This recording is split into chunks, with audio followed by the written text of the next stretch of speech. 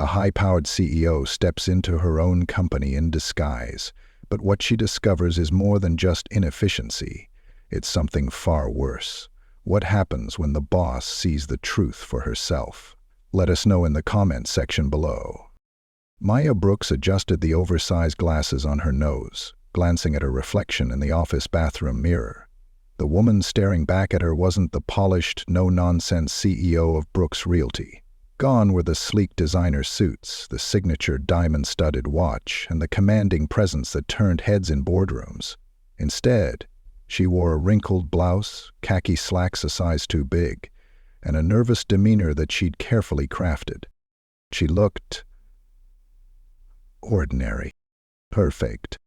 Taking a deep breath, she stepped out of the bathroom and into the bustling headquarters of the company she'd built from the ground up. The open floor plan was filled with employees hunched over desks, phones ringing, keyboards clacking. It was the heart of her empire, a place she hadn't truly walked through in years. Sure, she had weekly reports and department meetings, but that was different. That was the view from the top. Today, she wasn't Maya Brooks, the CEO.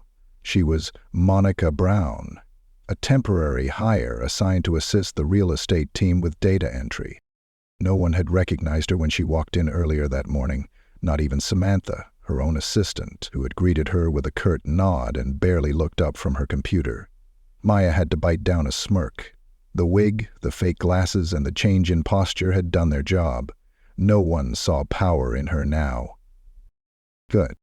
Her first stop was the training session for new hires, led by a man she had only ever spoken to once, Logan Pierce, the regional manager. He was the one responsible for onboarding employees, ensuring they were set up for success. On paper, he was one of the company's highest performers. His numbers were strong, his reports were glowing. But Maya had received anonymous complaints. Allegations of favoritism, discrimination, and toxic behavior. She needed to see it for herself. The conference room was half happy when she arrived. A few other hires, fresh faces who looked eager, nervous, or just plain exhausted, sat in cheap plastic chairs, flipping through a stack of documents. Then Logan walked in. He wasn't what Maya expected. A broad-shouldered man in his early 40s, he had a permanent scowl that made his face seem carved from stone. His gaze swept the room with the air of someone who had long since stopped pretending to care. "All right, listen up," he barked, dropping a stack of binders on the desk. "I don't have time to babysit, so let's make this quick. If you're here to make money, great. If you're here to make friends, leave now. This isn't some hand-holding, feel-good kind of job. You sell or you're out. Simple." Maya leaned back in her chair, carefully watching the reactions around her. Some of the new hires stiffened, others avoided his gaze. One woman, a young black woman seated in the front, frowned slightly, shifting uncomfortably. Logan's eyes landed on her. "Istabel," he pointed. "Name." She hesitated. "Elia Carter." Logan smirked. "Elia, cute name. Where are you from?" She blinked. "Excuse me?" "I said, where are you from, originally?" His tone was casual, but Maya recognized the undercurrent behind it. Elia's back straightened. "I'm from Chicago." "I mean, like, your people," Logan continued, smirking. "I'm just curious. You know, background check and all." Maya felt her hands tighten into fists beneath the table. Elia's jaw clenched, but she forced a polite smile. "I don't think that's relevant to the job, sir." Logan chuckled. "Relax, I'm just making conversation. No need to be so sensitive." He turned away before she could respond, moving on as if nothing happened. Maya's stomach churned. The microaggressions were subtle, but they were there, woven into the fabric of the company, existing in plain sight, yet invisible to those who didn't know where to look. Logan carried himself like a man who had never faced consequences, who knew that no matter what he said or did, the rules weren't meant for him. Maya had seen enough. After the training session, she moved to her assigned desk, pretending to struggle with the login system. A low murmur of voices filled the air around her as employees gossiped, unaware that their boss sat just a few feet away. "She's got no chance," a woman whispered from the next cubicle. "Gee, who?" another voice asked. "The new girl, the black one, Elia." Maya stilled. As already on Logan's bad side, the woman continued. "You know how he is. If you don't laugh at his jokes or act like he's the smartest guy in the room, you're done. That's how it works here." "Yeah, but isn't HR supposed to—" "HR," the woman scoffed. "Please. HR works for Logan." Maya's blood ran cold. The rumors were true. And she had just confirmed something even worse. It wasn't just Logan. It was a system, a culture, that allowed people like him to thrive. Maya turned back to her screen, her heart pounding. Tomorrow she would return. She would watch. She would listen. But the day after, things were going to change. Maya returned the next day, blending into the background just as she had before. She walked through the same doors, wore the same ill-fitted clothes, and sat at the same desk where no one paid her any attention. But this time, she had a plan. She started by observing how Logan interacted with the other employees. It didn't take long to see that his attitude toward Aaliyah wasn't an isolated incident. He talked over the women in meetings, dismissed ideas from employees of color, and treated the younger hires like they were disposable. The worst part was that no one challenged him. "Did you send those reports to my inbox?" Logan barked at Aaliyah later that afternoon. "Yes," she answered, keeping her voice neutral. "You sure? 'Cause I don't see them," he said, crossing his arms. Aaliyah opened her laptop, clicking through her emails. "I sent them at 9:45 this morning. Do you want me to forward them again?" Logan scoffed. "Unbelievable. You people always got an excuse." Maya clenched her jaw so hard her teeth hurt. A few employees glanced up from their desks but quickly looked away. No one was going to defend Aaliyah. They were too scared, too conditioned to accept this as normal. But Maya wasn't. She had spent years building this company, making it a place where hard-working people could find success. And now she was watching it rot from the inside. During lunch, she sat alone in the break room, pretending to eat while listening to the conversations happening around her. "They let Logan get away with everything," a young man whispered. "Because he's got connections," another replied. "You complain about him, and suddenly your numbers don't meet expectations." "HR doesn't do anything?" "HR?" the man chuckled. "HR is Logan's drinking buddy." Meyer had heard enough. That evening she sat in her office, her real office, going through reports. Logan had managed to keep his department profitable, but a deeper dive showed a different story. His turnover rate was the highest in the company. Complaints about him mysteriously disappeared before reaching HR. She pulled up a few exit interviews from past employees. The responses were vague, almost scripted. None of them directly called out Logan, but the pattern was clear. Employees left because of workplace culture, because of a hostile environment, because they didn't feel valued. It was all there, hidden in plain sight. Maya leaned back in her chair, staring at the city lights through her window. This wasn't just a bad manager problem. This was a company-wide sphere failure. And tomorrow, she was going to fix it. The morning started like any other, except Maya no longer had to pretend. She walked through the office doors, not as Monica Brown, but as Maya Brooks. The shift in energy was immediate. Employees who had ignored her before suddenly smiled and greeted her. Conversations hushed as she passed. The air was thick with nervous anticipation. Logan was the last to notice. He strolled into the office with his usual arrogance, tossing his bag onto his desk. Then he saw her. His face went pale. "Miss Brooks," he stammered. Maya crossed her arms. "Logan, my office. Now." The silence in the office was deafening. Employees exchanged glances, barely able to contain their curiosity. Logan followed her into the office, his confident facade slipping with every step. She shut the door behind them and folded her arms. "Tell me, Logan," she began, her voice calm but sharp. "What do you think would happen if I found out my employees were being mistreated?" He shifted uncomfortably. I'm not sure what you mean, ma'am." Mia leaned forward. "I think you do." Logan swallowed hard. "Look, if someone's been complaining about me, I can assure you it's just a misunderstanding. You know how sensitive people are these days." She tilted her head. "Sensitive? It's just," he sighed, forcing a laugh.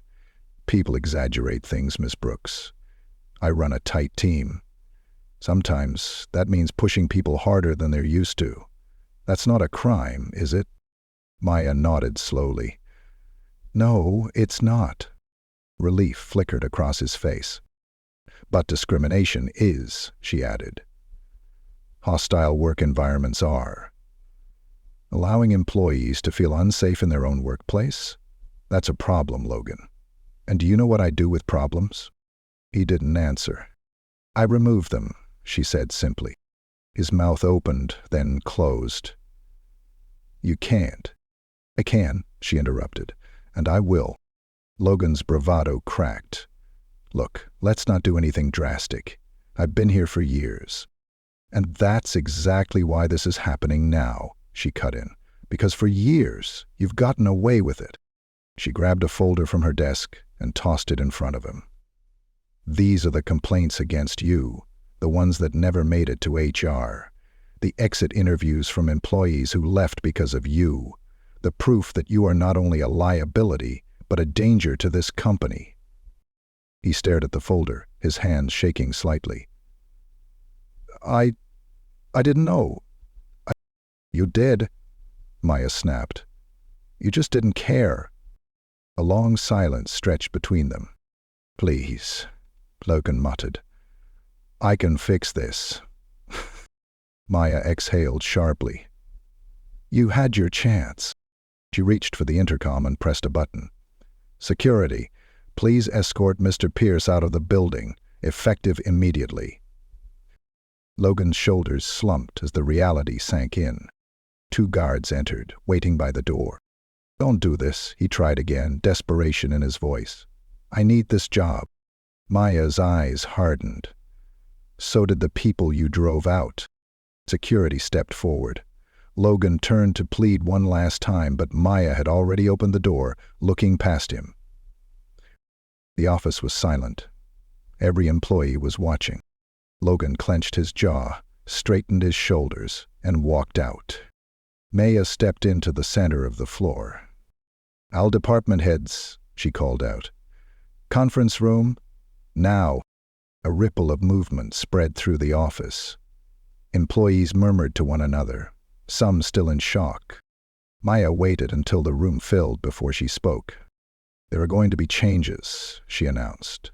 "Starting today, this company will be run the way it was meant to be, a place where people are valued, respected, and given opportunities based on their work, not their ability to tolerate abuse." She met each gaze, making sure they understood. "If you are here to contribute to that vision, I welcome you," she continued. "But if you are part of the problem, you won't be here much longer." A few nervous glances, some nods. Maya took a deep breath. For too long, people like Logan have dictated how things are run. That ends now. The silence was thick. Then, slowly, a single clap. "Alia?" Then another, and another. The room erupted into applause. Maya let the sound wash over her. This wasn't just about Logan. It was about every single person in that room. And now, finally, they knew. Things were going to be different. Maya stood in the center of the conference room, her gaze sweeping across the faces of her leadership team. Some were nervous, others skeptical. A few looked outright defiant. It didn't matter. They had all seen Logan escorted out, and they knew this wasn't just a speech. This was a reckoning. "I won't waste time sugarcoating this," she began. For too long, certain people in this company have operated under the assumption that they're untouchable. That ends today." A murmur ran through the room, but no one dared to speak.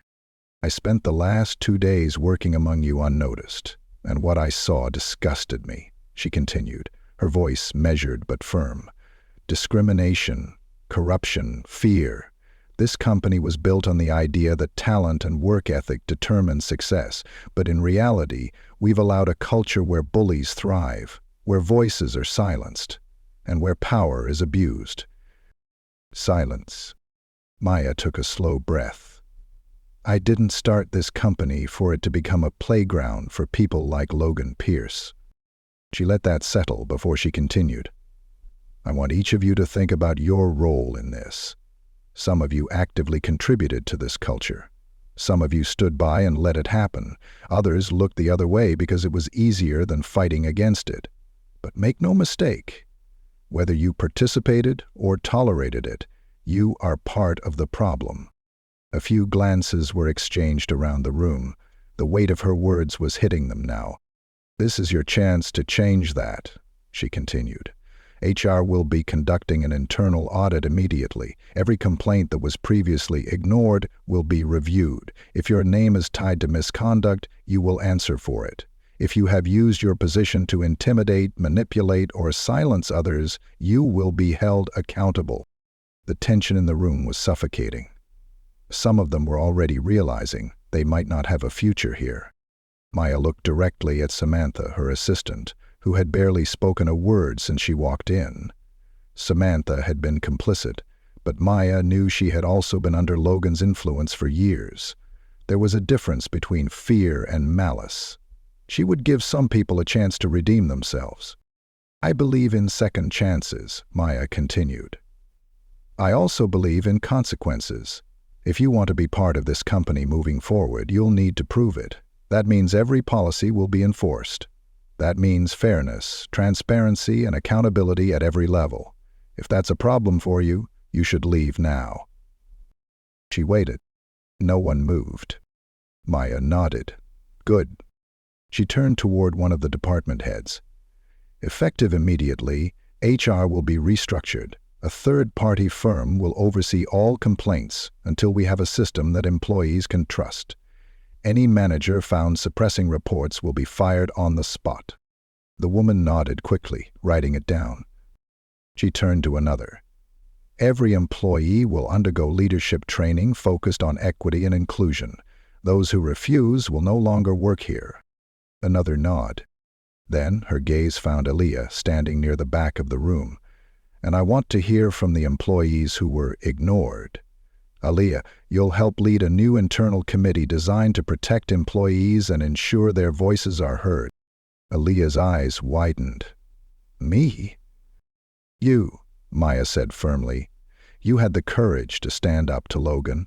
You spoke up when no one else did. We need people like you." Ellen hesitated, then nodded. "I won't let you down." "I know," Maya said simply. She turned back to the room. "If this sounds too difficult, you're free to leave. But understand this.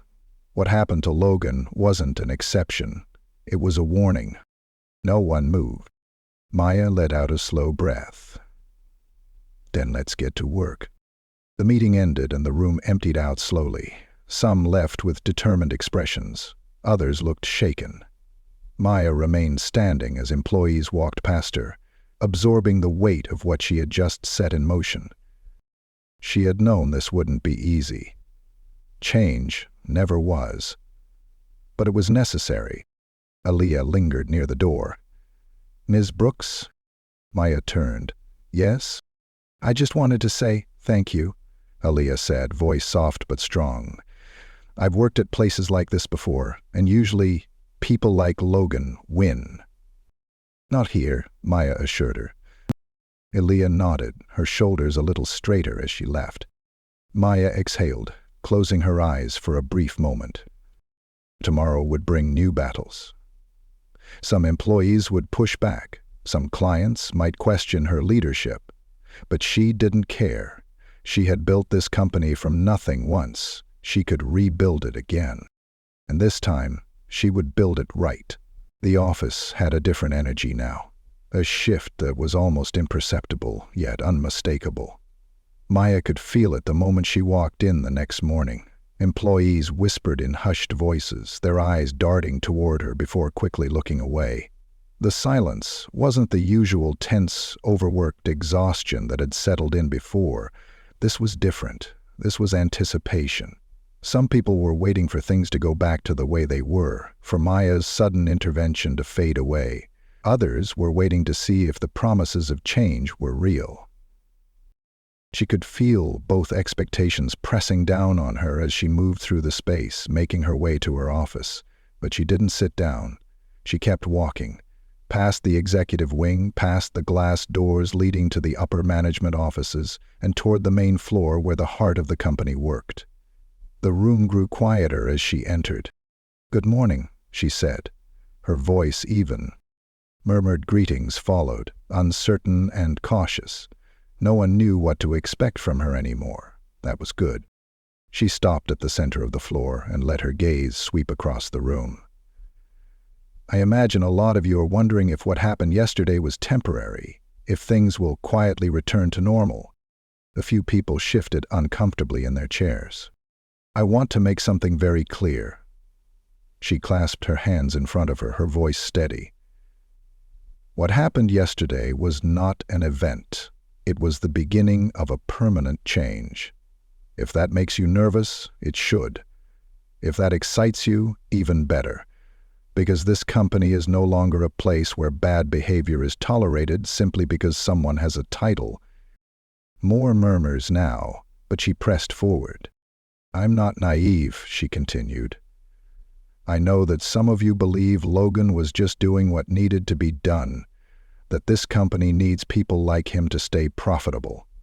I've read the numbers, I've seen the revenue, and I'm telling you now, he wasn't making this company stronger. He was poisoning it from the inside." She took a step forward. "People are our greatest asset. Not just the ones in suits making the deals, but the ones who answer phones, who handle clients, who keep this company moving day after day. If you don't believe that, then this is not the place for you." Silence. But then, a voice from the back. "What about the clients?" Maya turned to see a man in a button-down and tie, arms crossed. She recognized him as one of Logan's close associates, someone who had benefited from the system that had just been dismantled. He didn't look hostile, but he did look doubtful. "Some of them liked the way Logan did business," he continued. "They expected the aggressiveness, the take-no-prisoners approach. Are we just supposed to let those clients walk?" Maya considered him for a moment before responding. "Yes." A ripple of surprise moved through the office. The man frowned. "You're saying you'd rather lose money than keep those clients happy?" "I'm saying we don't need to be a company that sacrifices integrity for profit," Maya said. "And if a client only works with us because we're willing to be unethical, then we don't need that client." Another murmur, but this time it felt different. Maya wasn't just talking about Logan anymore. She was talking about all of them.